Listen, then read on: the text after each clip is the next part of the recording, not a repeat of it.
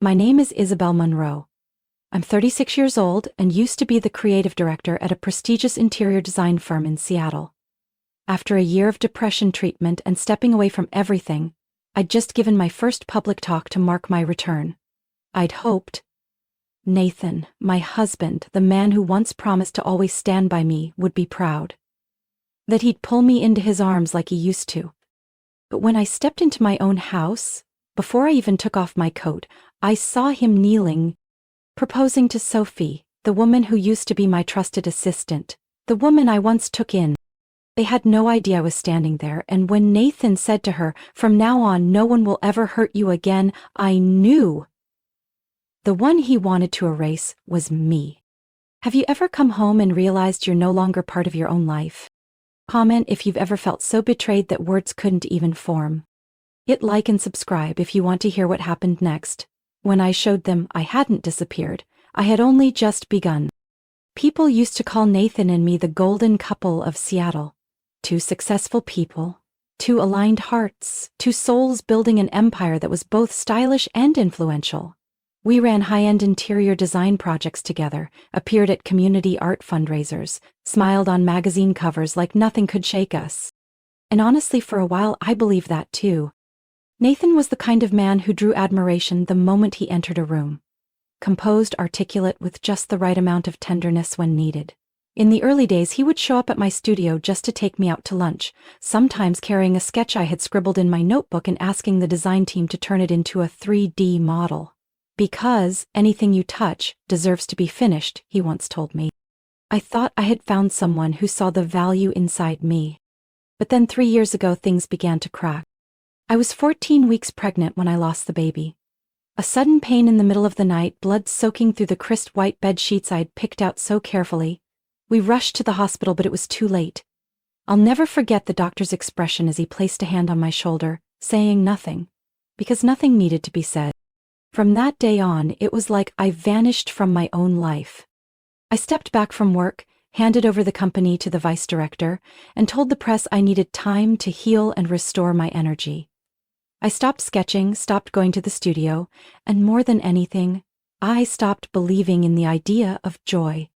Nathan stayed calm through it all. He didn't cry, didn't blame anyone, didn't hold me longer than usual. He simply said, "We need time." Then quietly took over the financial management, helped me clear out my bookshelf, and removed the baby room paintings I had once made. I thought he was protecting me from pain. But looking back, I realize it was when he began removing me from his life, piece by piece. And then Sophie showed up. One rainy autumn afternoon, I met her in the hallway of a law firm, a young woman with messy curls holding a divorce file, eyes puffy from crying but still forcing a polite smile. I was waiting for Nathan to finish a meeting with a client and struck up a conversation. She said she was running from an abusive marriage, that her ex-husband was powerful and wealthy and she had nowhere to turn. For some reason, I saw a younger version of myself in her eyes.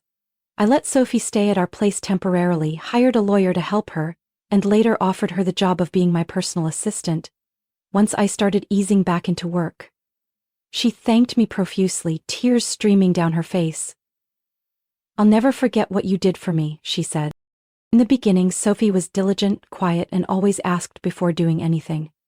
She organized my schedule, prepped meeting notes, filtered emails, and always brewed the exact tea I liked. I once thought, if I couldn't have a daughter, at least I had a little sister I chose myself. But over time, something started to feel off. Like how she'd linger at the house after hours, first to tidy the living room, then to double-check Nathan's paperwork, and eventually she was preparing breakfast for both of us. Nathan would say, "If she's offering to help, let her. You need rest." A faint nod, though something inside me felt off. One time I was folding towels and overheard Sophie in the kitchen on the phone. Her voice was hushed, but I heard every word. "Don't worry, she doesn't suspect a thing. Trust me, she won't catch on anytime soon." I stood frozen behind the partition wall, heart pounding. Then Sophie walked out, beaming. "I was just checking in on my mom. She's got a little cold." And I wondered, when did I start doubting everything? Nathan had been working late a lot, coming home even later. whispering with Sophie in the kitchen, laughing louder than he ever did with me. One night I joked, if I didn't know better, I'd think I was watching a sitcom. Nathan shrugged. You're being too sensitive. I started to feel like a guest in my own home. I tried to push the feeling away, reminding myself not to doubt the man who had stood beside me through the brightest years. But then one day, I opened my laptop to find an old sketch and discovered I was locked out of my company email. Sophie had reorganized the system, that was her explanation. Another time, when I asked to review our bank accounts after noticing some large transactions, Nathan gently replied, I moved some funds into a long-term investment account. Don't worry, I've got it covered. My lips curved, an automatic robotic motion, then turned away and started remembering everything. I didn't know exactly when it started between them, but I knew this. They were so sure I'd never see it coming, that I was too fragile to suspect. That I had disappeared. They were wrong. I don't remember the exact moment my suspicion turned into certainty. Maybe it was the first time our shared credit card got declined during a routine morning coffee. The barista looked at me sympathetically and I chuckled. Probably a system error. But when I checked the banking app, every account under my name, both personal and joint, had vanished from the dashboard. No error, no alert, just gone. I called the bank. The representative politely explained that, due to updated access permissions, I should speak to my husband, the primary financial coordinator. When I said I was a co-owner, she apologized. According to the current system, you no longer have access rights. I hung up, my hands trembling with rage. Nathan came home late that day as usual. I asked casually, pretending it was a minor curiosity. I couldn't log into the accounts. Something wrong? He looked at me. No raised brow, no surprise. We temporarily locked them to deal with some tax issues. You know, the long-term investments need to be shifted early to avoid double taxation. Nothing to worry about. I forced a smile. Okay, just let me know next time. I will, he said, kissing my forehead, as if nothing had happened. But I understood. And I began tracing everything back. I opened the filing drawer in the home office where I used to store documents for property purchases, investment agreements, life insurance, and older design licensing contracts. What I found were updated versions, all bearing Nathan's name. Mine was either gone or listed only as referenced party or dependent. I remember perfectly the purchase agreement for the penthouse in downtown Seattle. On the day we signed, I was the one who transferred the deposit from my personal account. But now the sole registered owner is Nathan Carter. I also remember when we renewed our insurance certificate, Nathan handed me a stack of pre-printed papers and said, "This is just to consolidate the insurance documents. Just sign quickly." I signed, didn't read it carefully, because I was still in shock after a health screening revealed an early risk of breast cancer. Then came the email. I opened my old work inbox, the one I used to receive private design contracts from former clients. But every folder had been deleted. Access logs showed someone had changed the password, reset the recovery address, and installed filters to automatically forward all emails to an alternate address, one I'd never seen before. I checked the recovery info. The verification phone number belonged to Sophie. I sat there for hours. It felt like witnessing a silent murder, and I was the victim. I called the law firm where Nathan worked, pretending I wanted to book an appointment with a partner to consult on asset authorization.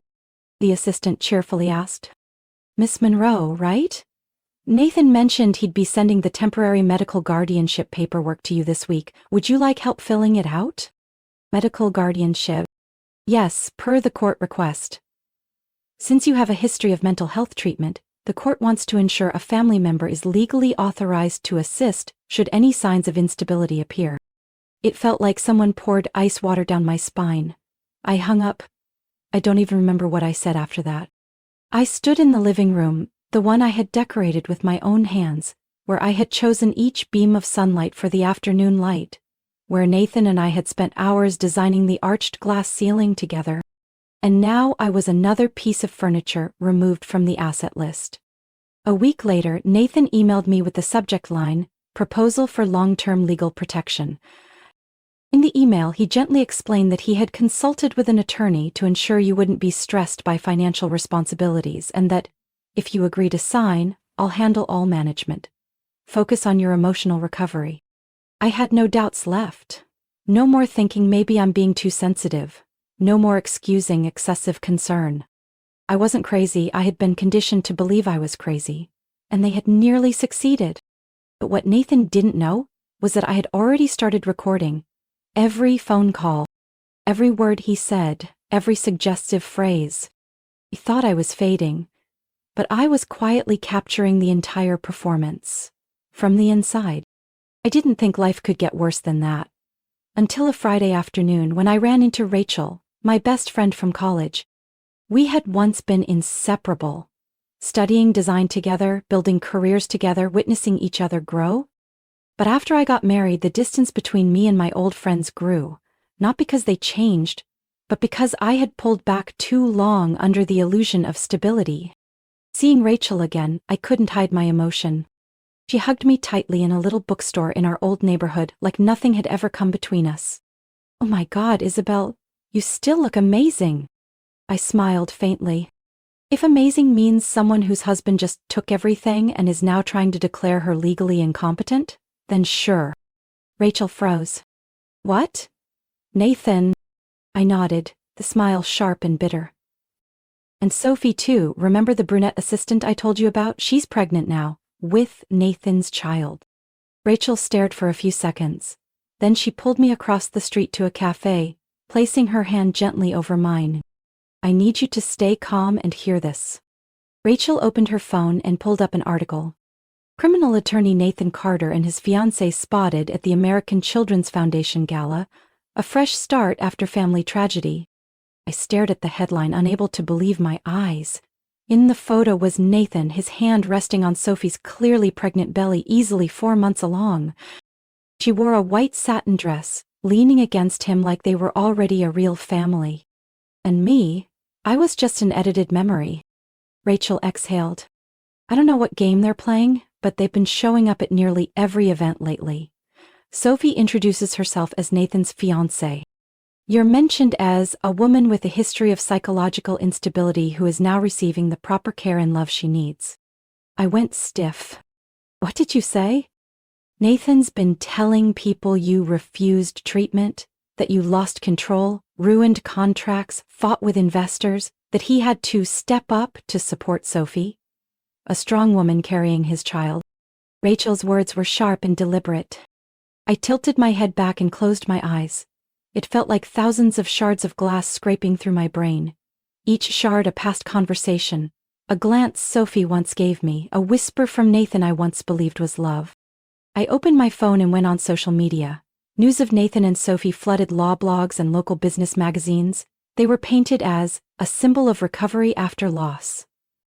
A couple who had overcome the shadows of their past. And me? I was the shadow they rewrote their story around. On a blog for female entrepreneurs, I read one line that made my blood run cold. "Perhaps it's time for former industry leaders like Isabel Munro to learn how to exit gracefully." Exit gracefully? I wanted to scream. I didn't exit. I was erased. Stripped of my rights, robbed of the truth, recast in someone else's script. Rachel sat still, holding my hand. "Are you going to fight back?" I let out a dry laugh. "Fight how? When they're using my history of depression as a weapon?" "You're not the only one who's ever broken, Issa." Rachel squeezed my hand. "But you're the only one sharp enough not to lose yourself completely. Do you know anyone who's worked with the press, or someone who could help me recover deleted data from an old account?" Rachel looked at me, like she saw the light returning to eyes that had been dim for far too long. "I know a few people," she said. "And, Isabel," I turned to her, "you don't need to become the famous CEO again.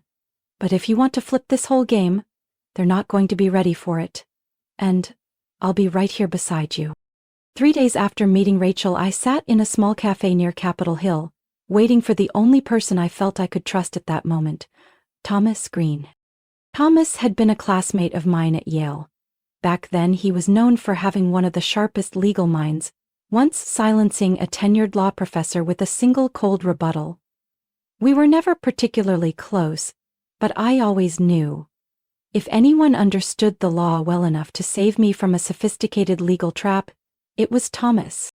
He arrived right on time, still in his buttoned-up shirt, black-rimmed glasses, with that ever-analytical expression.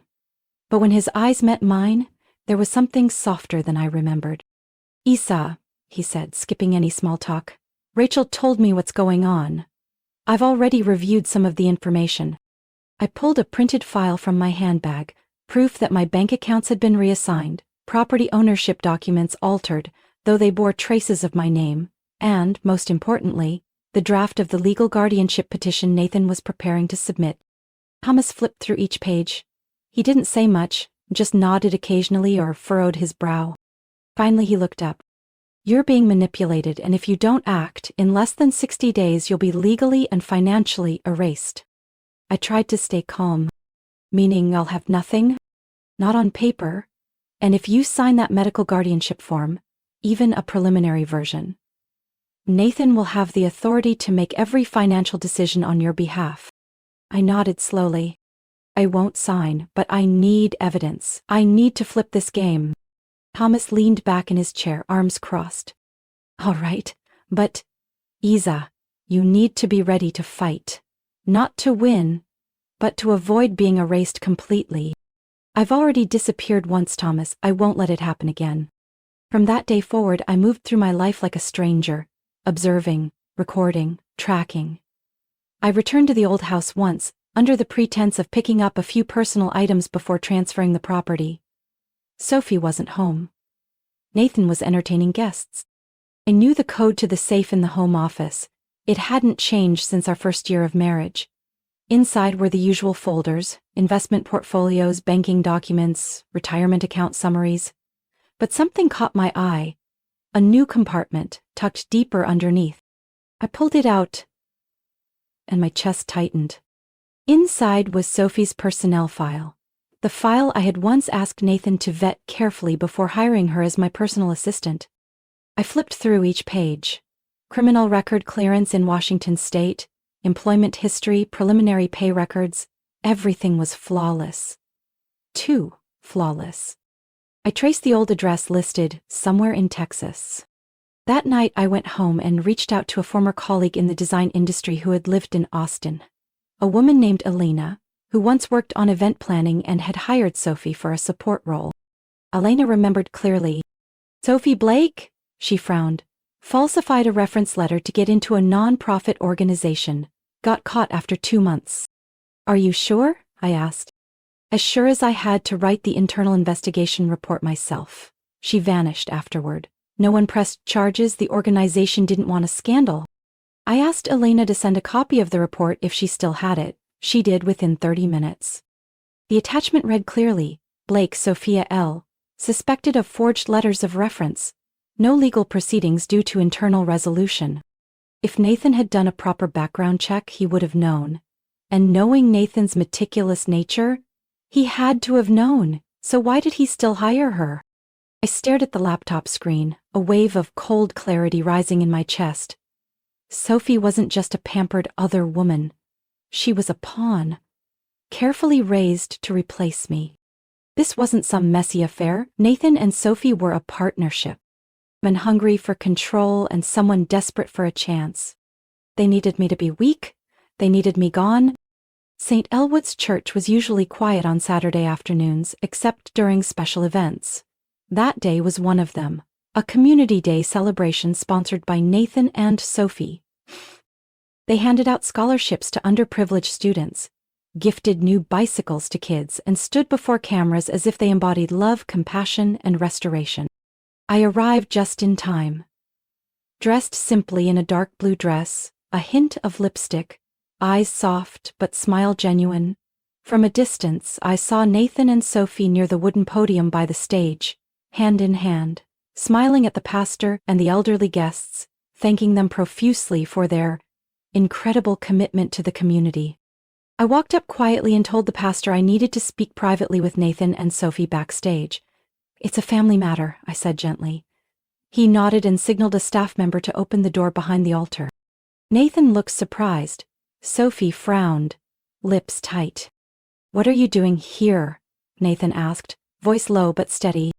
I sat on the wooden bench near the window, hands resting on my handbag. "I'm not here to cause a scene. I want to end this properly." Sophie crossed her arms, smirking. "You want to end things? By showing up in public like this?" "No," I replied, locking eyes with her. "By giving you something you might actually deserve." I opened my bag and pulled out a small ivory box with a silver ribbon. "A wedding gift," I said, placing it on the table between us. "It's not much, but at least it's honest." Nathan hesitated. Sophie curled her lip. "Honest?" she repeated, "from the woman who faked a miscarriage to keep her husband." Sophie kept going as if relishing the moment of control. "You know, I used to pity you. The way you shook and cried in the bathroom, clutching your stomach. I really did feel sorry. But then I realized you couldn't let go because you couldn't stand the idea that Nathan loved someone else." Her eyes lit up when she saw I didn't react. "You thought you were smart, Isabel, but you slept for months without even knowing your meds had been switched. You handed me that bottle yourself, remember? Sophie, can you help refill my prescription? I'm too tired. I changed the label, that's it. And you slept through the whole spring." I turned to Nathan. He stared at the floor, jaw tight, silent. "Did you know?" I asked quietly. Nathan swallowed hard. I didn't agree with it, but when things calmed down, it was more convenient," I finished. I rose, smoothing out my dress. "Thank you both for your honesty. I think I've heard enough." I walked out of the room, leaving the little box on the table. No one knew that inside it, nestled beneath velvet lining, was a camera no larger than a fingernail, the kind used in smart jewelry boxes. It had recorded over 20 minutes of confession from two people who had betrayed me. In the car ride home, I plugged the memory card into my laptop. The footage was crystal clear. Sophie's cold gaze, Nathan's silence, and every single cutting word, unedited. I replayed a section. I switched her medication. She never noticed a thing. Honestly, if she signs the medical guardianship papers, it makes everything legit. I closed my eyes, leaning back into the seat, a sting rising in my nose. Not from pain anymore, but because I had finally heard what I'd felt for over a year, what no one had believed. I didn't expect the invitation to speak at the Women Shaping the Next Generation Gala to come right then. The organizers said they wanted me to share my journey of overcoming adversity, recovering from depression, and returning to design as an inspiring story. They brought up the years when I was one of the most prominent figures in West Coast luxury interiors, once called the light artist by American Modern Home for my use of natural sunlight to shape space. I accepted without hesitation, because I knew Nathan and Sophie were among the event's top sponsors, and because I was ready. That day I wore an ivory dress, simple, elegant, understated. Hair in a bun, nude lips, not radiant but composed. Before leaving the house, I double-checked my device, a tiny USB loaded with the edited video, half my healing story, half the truth they tried to bury. I arrived at the venue an hour early and handed the clip to the AV technician, someone I had already approached 2 days before, posing as a cautious speaker who wanted everything to run smoothly. He nodded and said politely, "We'll play the clip at your cue during the presentation." The ballroom was tastefully arranged, warm golden lights glowing on each table decorated with flowers under the theme, Lift and Restore. Nathan and Sophie sat at table number 3 near the stage. They didn't spot me right away, but I saw them clearly. Sophie was visibly pregnant. Her hand rested on Nathan's shoulder as he leaned in to whisper something that made her laugh. I took my seat, nodding at a few familiar faces in the industry. Everyone smiled politely, though I knew many still thought of me as the woman who lost it after the divorce, as one article had said. At 8 p.m., the lights dimmed. The MC introduced me with respectful words. One of the first to bring therapeutic intention into spatial design.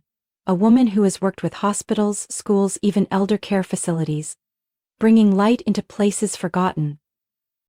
I stepped onto the stage, Applause echoed. I stood tall, hands resting on the podium, looking out at the audience. And directly at table number 3. "My name is Isabel Monroe," I began. "And perhaps some of you have heard a different version of me. A woman who suffered from depression, who stepped away from her career after losing direction, who disappeared." I paused. A few chairs shuffled. "But tonight, I want to share something else. Not how broken I once was, but how true strength begins the moment you stop letting others define you." I gave a subtle signal to the tech booth. The screen behind me lit up, the first image, my old apartment, sunlight flooding the kitchen, the painting I had made during the first season living with Nathan, home videos I'd taken on my phone, tiny, honest moments, reading by the window, brewing tea, crying alone after my first miscarriage. My voice narrated over the footage. I thought this was a safe place, but sometimes silence hides the most violent sounds. Then came the turning point.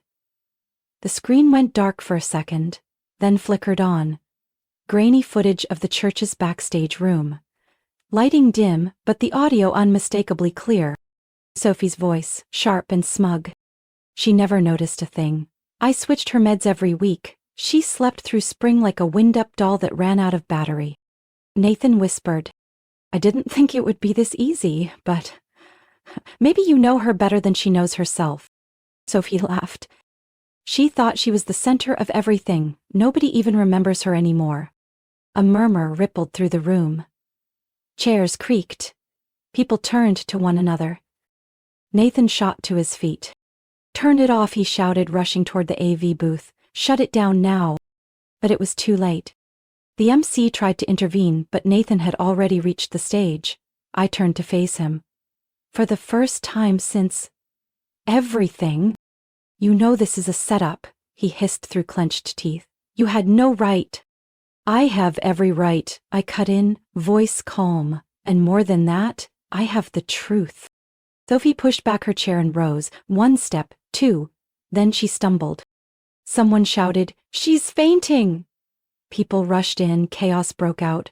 Medical staff arrived swiftly and carried Sophie out. I stayed on stage, my hand gripping the wooden podium. The screen remained lit. The final slide I had embedded appeared. White text on black. "Emotional abuse is real, and those who control often act behind closed doors. But once the light is turned on, it never fades." I took a deep breath, then bowed my head. No applause.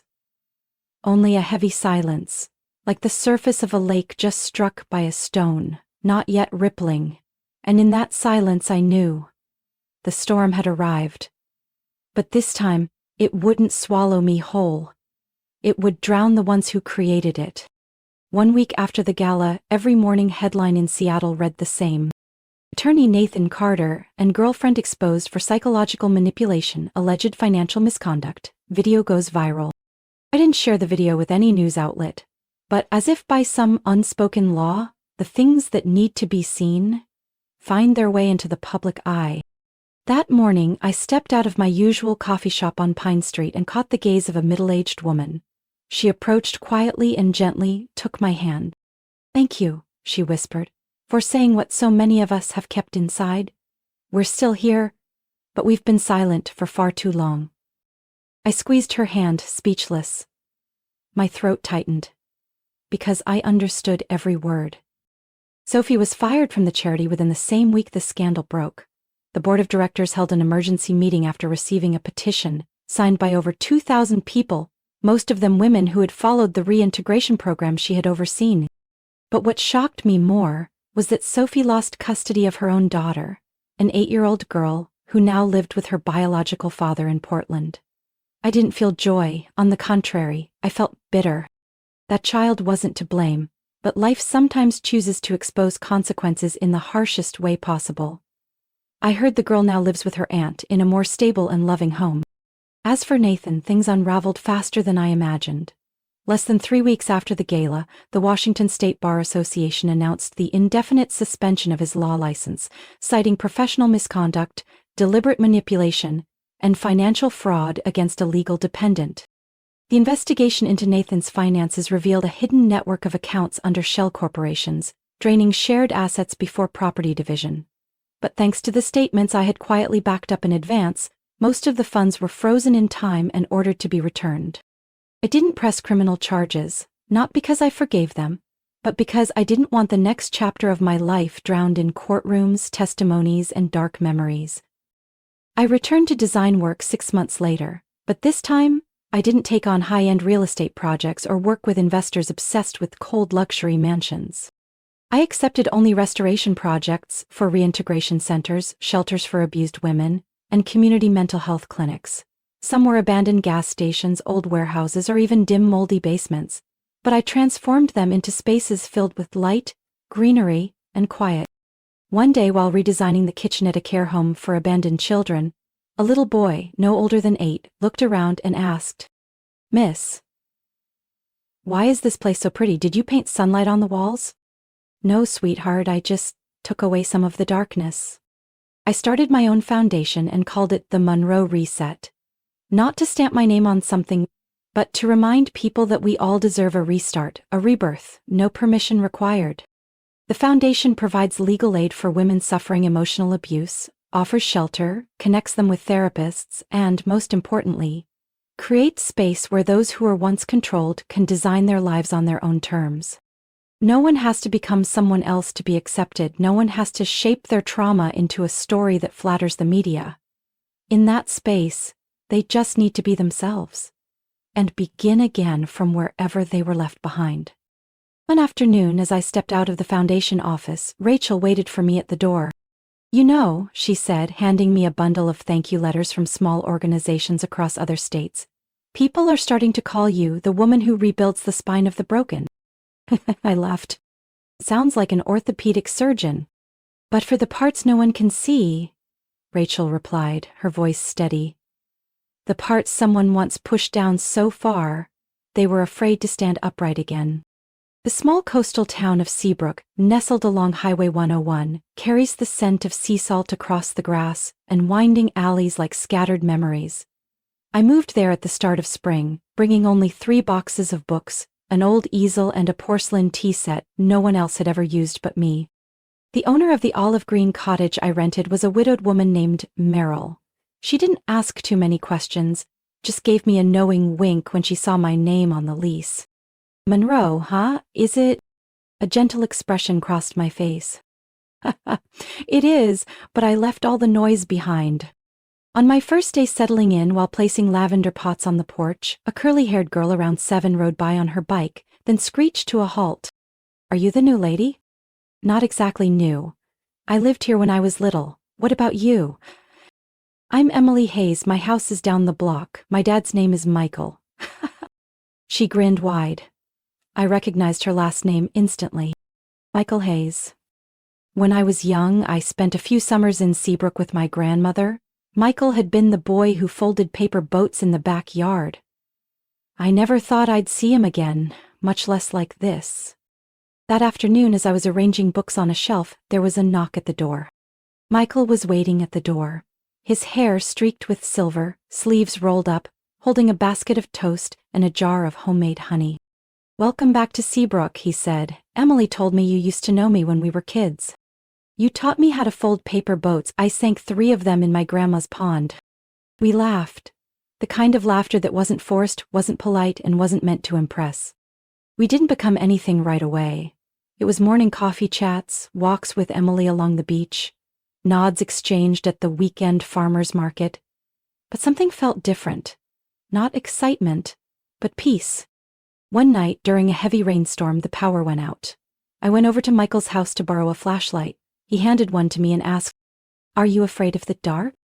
I shook my head. "I used to be, no. I'm only afraid of being lied to in the light." Michael didn't ask more. He poured ginger tea, let me sit in the rocker by the window and listen to the rain. No judgment, no pity. And that was what made me start to trust again. That night, as I was sketching blueprints for a project to restore a senior care home near town, my phone rang. An unknown number lit up the screen. I wasn't going to answer, but something made me swipe. The voice that came through was rough, lower than I remembered. "Isabel, I knew who it was. I said nothing, the voice cracked, like gravel under rain. I don't even know if I have the right to call you, but I need to say this. I stayed quiet, my hand tightening around the edge of the blanket. I've lost everything, he sighed. The job, the reputation, the friends. Sophie left me, or rather disappeared when she realized I had nothing left to offer. I'm renting an apartment in Tacoma, working at a tiny law firm, making 1/8 of what I used to. No one wants to hire someone suspended for ethical misconduct. He paused, then spoke slowly, like swallowing broken glass. You won, Isabel. I looked out the window. The rain had stopped. On the damp ground, drops of water clung to the lavender petals, glistening under the porch light. I ended the call. I didn't need to win, I needed peace. And now, I had it, not something handed to me. Something I rebuilt. With my own 2 hands, my heart, and every scar. The exhibit took place on an early autumn day, when Seabrook was blanketed in a thin mist over rooftops and sand, like someone had exhaled softly into the morning. I titled the event The Quiet Return.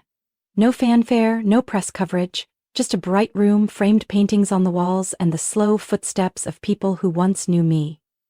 Or thought they did. The gallery was housed in a renovated old warehouse near the harbor. I chose it because it had once been abandoned, damp, and deemed worthless. Much like how people used to look at me when all that was left of me felt like ash. In the center of the room, I hung the largest painting. The background was a cold, misty white, layered with delicate thread-like lines intersecting one another. No clear shape, no easy meaning, but if you looked long enough, you'd see a figure standing upright inside the swirl, with a faint light emerging from the chest. Beneath the painting, I placed a small brass plaque engraved with the words, "They took everything, except the part of me that refused to disappear." It was a sentence I had once scribbled on the back of a pillbox the night Nathan handed me the temporary guardianship papers and told me I should consider long-term rest. I never threw that box away.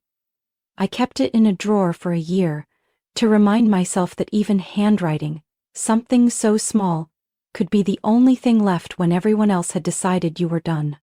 When it was my turn to speak, I brought no notes, no prepared remarks. I simply stood among the guests, hand resting gently on the wood of the podium, and looked around. Rachel nodded from her seat. Michael stood behind, next to Emily, who was fiddling with the ribbon tied to her arm, once worn by my mother in her final years.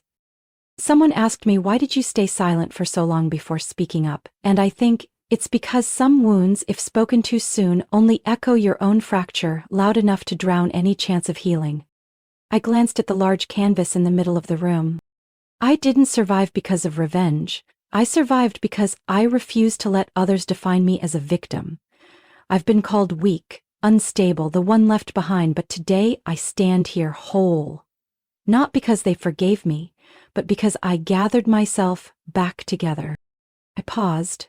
My hand trembled slightly, but I didn't hide it. Some see silence as weakness, but for me silence was where I started over. Not to retreat, but to prepare. Not to disappear, but to reemerge. At the right time, in the right way, as the person I truly am. And when someone asks me, what's your greatest achievement after all of this? I won't say reclaiming my reputation, or exposing anyone. I'll say, it's being able to eat breakfast in the sunlight, read a book without bracing myself, and look up when someone calls my name, without fearing they're calling for an old version of me. I stepped down from the podium, no roaring applause, just quiet gazes, a nod from a man at the end of the row, and Emily's small hand slipping into mine as I walked past. That night, back home, I opened my laptop to check a thank you note from the event organizers. The screen went dark for a second before lighting up. I opened the final slide of my collection. The line I had written months earlier appeared in white on black. Some betrayals ruin your life. Some remind you to rebuild it. And some teach you how to rise like no one's watching. I read it once more, then closed the laptop. Outside the window, the ocean was still breathing softly. Peace is not the reward for those who win. It is the gift for those who choose to pause at the right moment and dare to move forward with no one waiting. Have you ever been pushed into the dark by the very person you trusted most, then had to find your way back, not to retaliate but simply to live in truth? My story is not just a warning about betrayal. It's a journey to understand this. Silence is not weakness. Forgiveness is not forgetting. And healing never means returning to the place that broke you. If you've ever stood between staying quiet to keep the peace, or stepping into the light to protect yourself, I'd love to hear which path you chose. Share your thoughts in the comments. You never know, what you've been through might give someone else the strength to rise from their own wreckage. And if stories like this resonate with you, real slices of life about family, loss, and healing, don't forget to follow this channel. Each week, we'll bring you more deeply human, emotional, and most importantly, true stories.